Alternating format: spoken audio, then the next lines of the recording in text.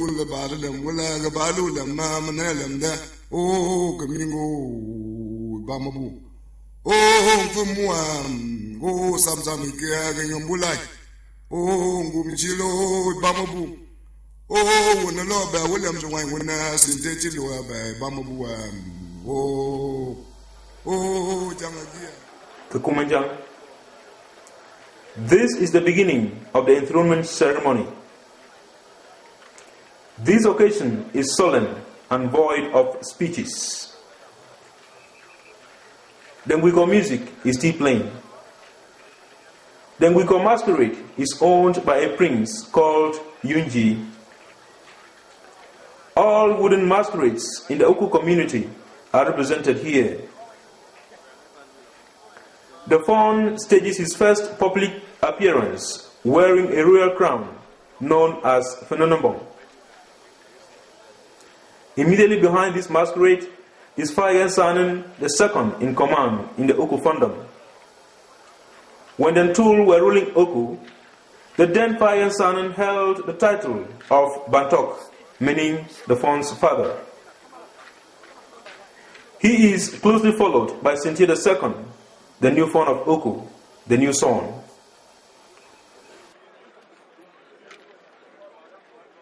The faun's wives form a long queue behind him carrying the royal paraphernalia. The Kumanjang masquerades are led by a Chiampa mask representing a vampire. The real captain of Kumanjang is the captain of Ngwiko masquerade, known in Oku as Ngwenjo. As the new faun walks round the palace, the population welcomes him with shouts of joy.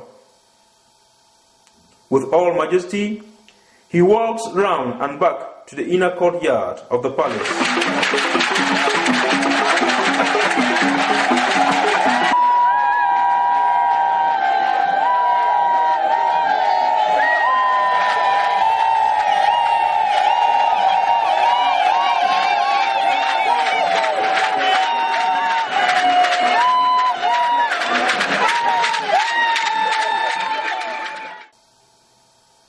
As you see, the Ngwiko captain, Ngwenjo, does not dance. It walks majestically, setting the pace for Fayan Sanen and the new faun. This is the real public initiation.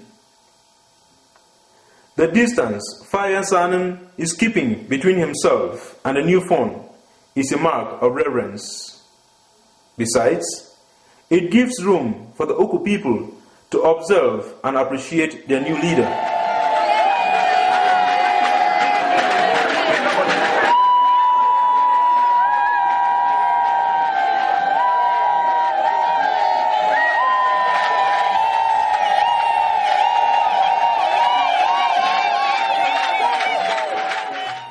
The stool being carried by the women immediately after the little girl behind the faun is the royal seat. Under no circumstance is this seat to be empty. When a faun dies, a regent is immediately sought and seated thereon. According to the Oku tradition, this must be a young princess. Women bow down as the faun passes. They are simply giving him due respect. Some of the women sweep the path for the faun to walk past. The faun is now retiring into the inner chambers of the palace. Henceforth, he is officially the new faun of Oku. The royal paraphernalia are being led into the palace through another route.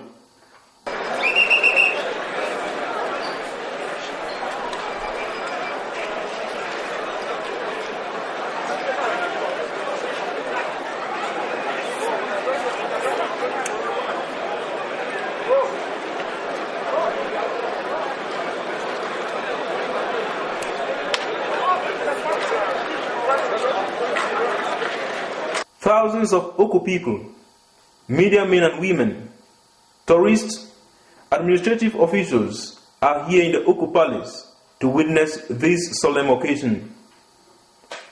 Present during this occasion is the Fon of Mankon, Fonangwafo III. He personally led the Mankon delegation to the Oku Palace. This is not like this. Nobody should ask her like this.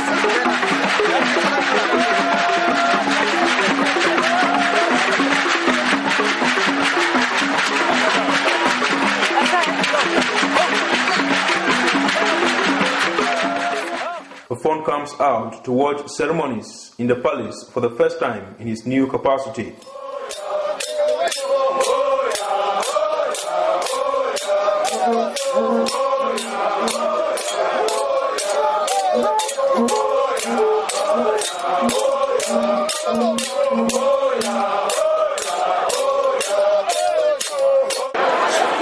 Fon is sitting on the royal throne called Kaba. He is holding the royal staff, decorated with beads and cowries. There are also cowries all over his body. Cowries are royal, a symbol in Oku. Apart from the Fon, only his wives wear them. The Fon's first official public appearance is greeted with long shots. He is officially sitting on the royal throne of Oku as the royal ruler of the Oku Fonda.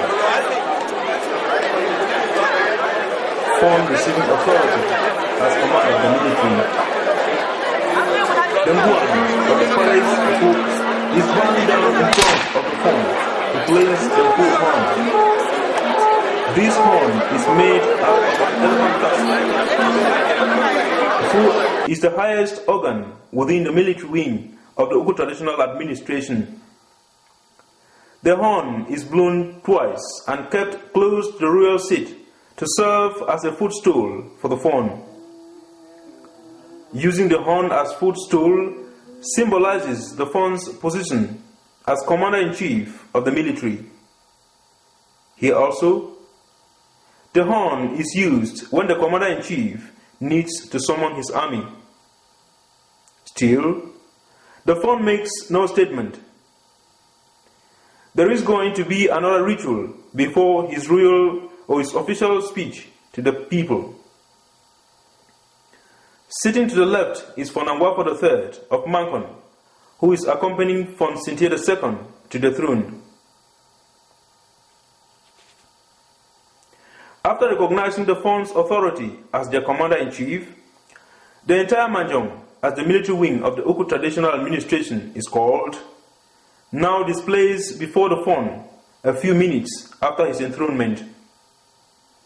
The gun firing by the military wing is a signal to the Fon that the Manjong is behind him. As the gun firing gradually dies down, the group members file in towards the Fon. They now present themselves to the new Fon. This group is led by Informe of the palace, Full House. He is commonly referred to in Oku as former general. He is pledging Manjong's unflinching support and loyalty to the new Fon. They say they are ready to defend the land of Oku. He tunes a command song and calls on the Manjong to listen. He says to the Fon, "This is the entire Manjong before you. You know that you are the father of this land, and Manjong is very glad to receive you."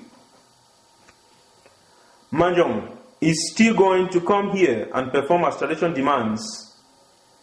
During that occasion, Manjong will not share the day with anybody. Manjong is aware that it is your right hand.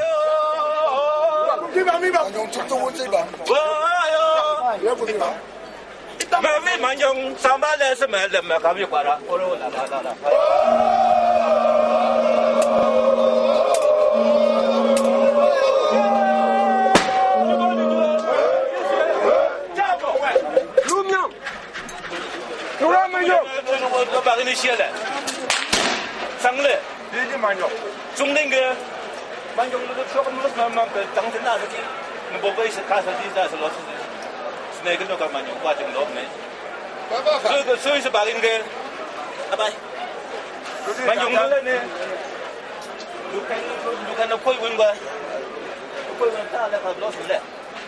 Ne manjong lo tim ga tim ya tim ga ba ti ga bu na ya fa ne manjong cái chi cái này là luôn với nhau mà giống năm kẹp thế ba gần phải đi làm mấy là quy na này này đi theo cái gì mà quy sinh cảnh nó còn lo cái lâm mà tin cái tu mới lo cháu vô nhắm rồi mà nhung đâu nó cá sấu xí là cái cặp lùi là cái lên này nè cá sấu quy lên rồi vô kia mà giống ya lo tôi phải béo có lùi cái mà giống mới đi xuống cháu vô.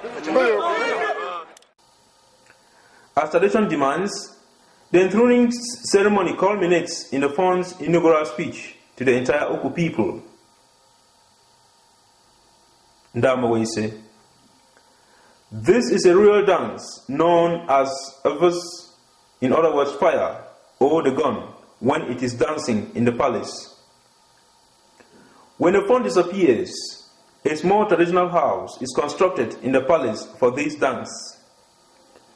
The dance materials are kept at Mbo by a prince called Bapa.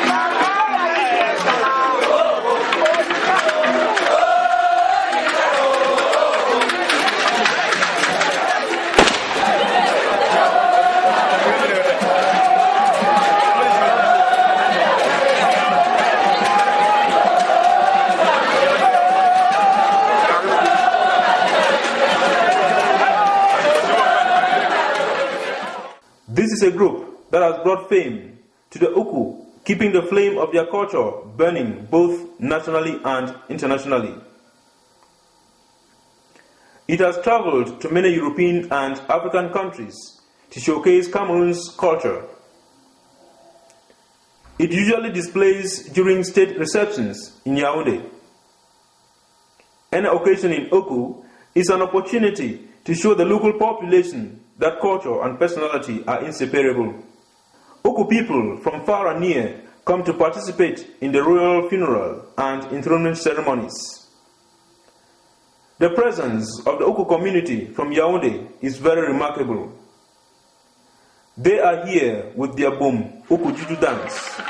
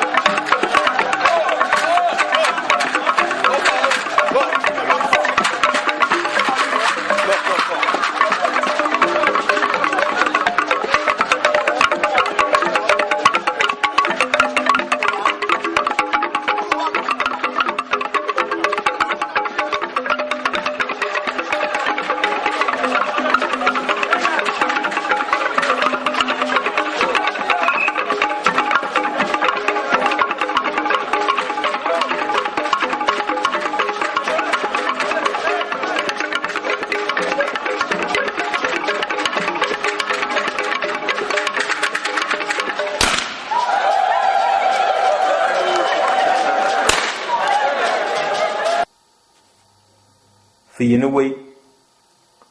One of the final enthronement rituals is the appearance of the Fiyinaway, meaning the market god. The spot where he is sitting is site of the first market in Oku. This is why he is referred to as the market god.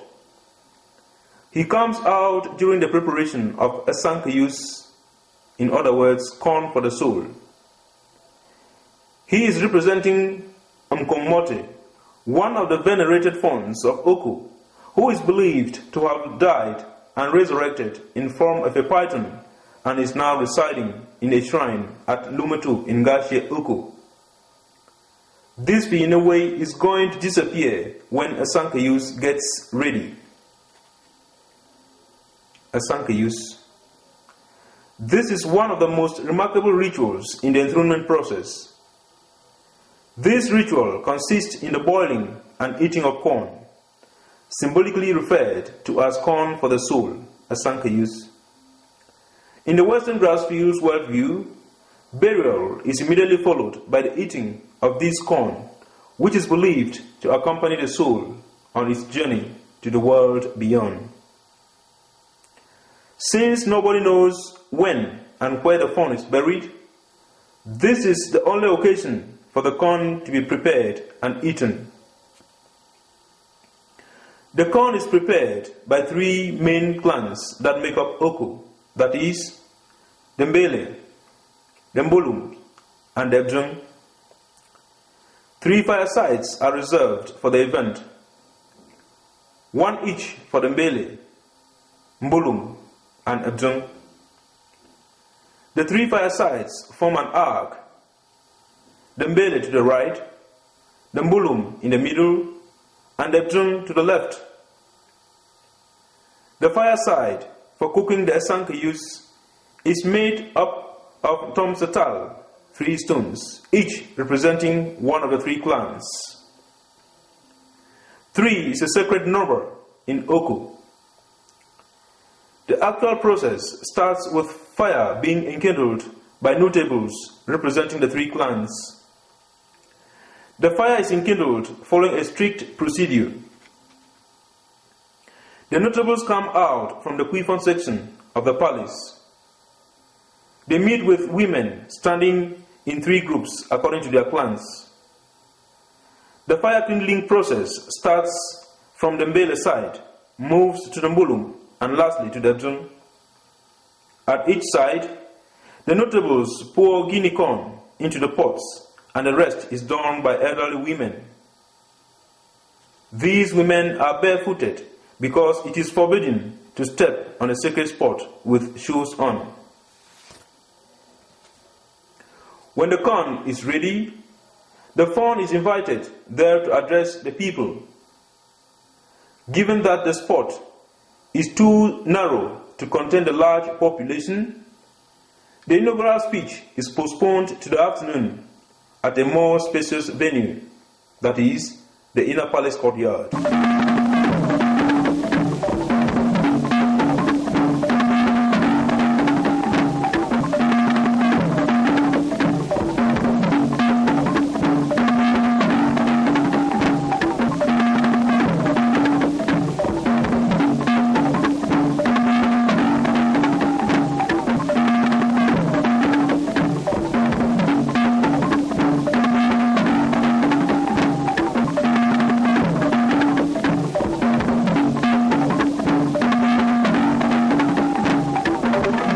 The fawn's inaugural speech.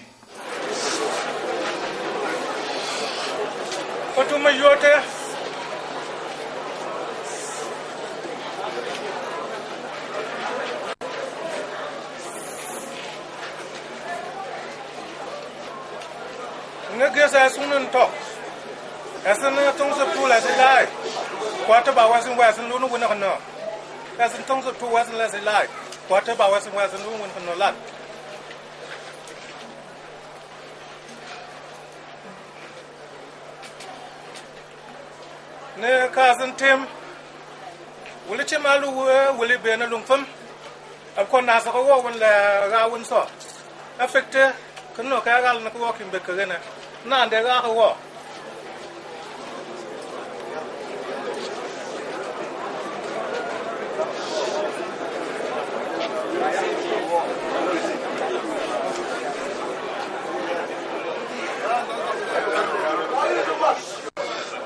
Bella tum. Ko walking ka san na san galle. Le ka woge lo ko wo yo to na san lu chu mo. Ne lu ya su sa tum ge. The fawn has asked the Oku people to lend him their ears. It is time to observe a minute of silence in memory of the late fawn.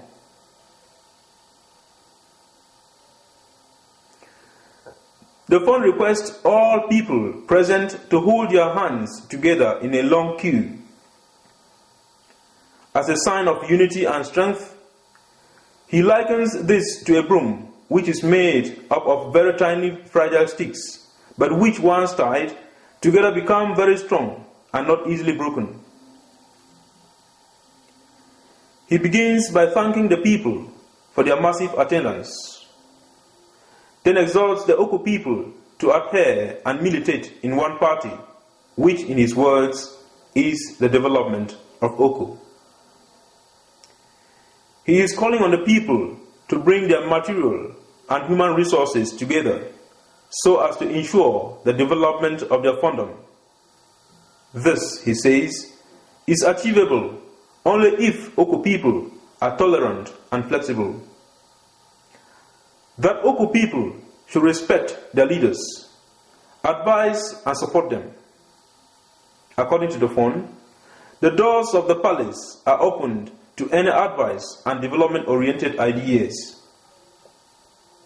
For Oku to develop, its sons and daughters must work in unity, pray and ask God to give the fund wisdom to enable him be foresighted in his government.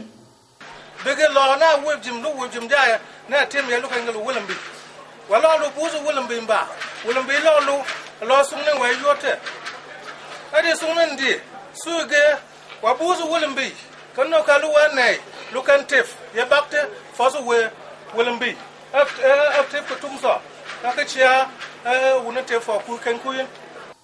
Sentieh II is calling particularly on the youth to be hardworking and desist from unorthodox practices relating to traditional medicine.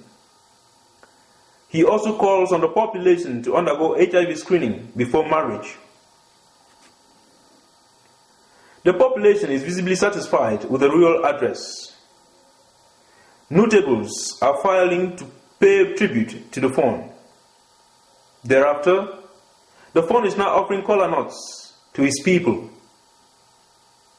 This is officially referred to in Oku as momentok, or water from the palace. This can either be kola nuts or wine. You can see His Excellency Young Philemon receiving kola nuts from the fund.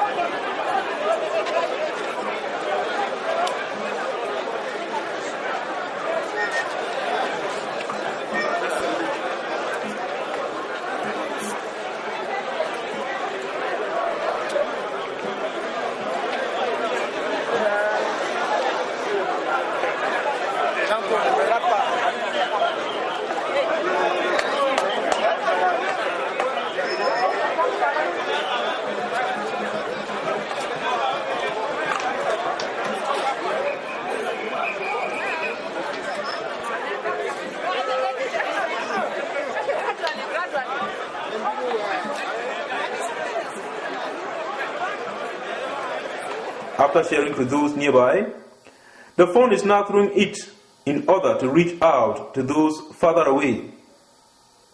Traditionally, it is the exclusive prerogative of the fund to throw kola nuts to his people. This marks the end of the first phase of the enthronement rites, as the fund still has to visit the lake to round off the ritual as tradition demands. 老高嘛，我啥是高几天？而且老如果去个把个是其实高个嘛，我是俺们谁你分给那个都没过去。不是因为暑假老师就是有了我给了个暑假，给那个都没，个路能到，跟个人弄，跟我老人弄位呀，俺们分，跟个分烂子高个是位，把个那个也分了嘛分，俺们高是马位弄，我们老生taxi，嘛高个百姓我们马位是，给那个嘛高个里，这个马位嘞，搞了位高的，俺们分嘛分，搞不行嘛路嘞马位说。你可以，各个你可以，俺们各个真是穷。对了。别跟别人老国，俺不路嘛国，中国国，中嘛国，给嘛国，跟干嘛这里我，俺们各个这真是，那个都人过了干那边。那是老国的，老国干嘛？老弟啊，跟我真了。跟个几个么，东都不嘛的，俺们看。Sons and daughters of Oko hold their culture in high esteem. Reason why? Events of this magnitude usually rally indigents from all walks of life, within and without the land, in their effort to uphold the rich culture for posterity.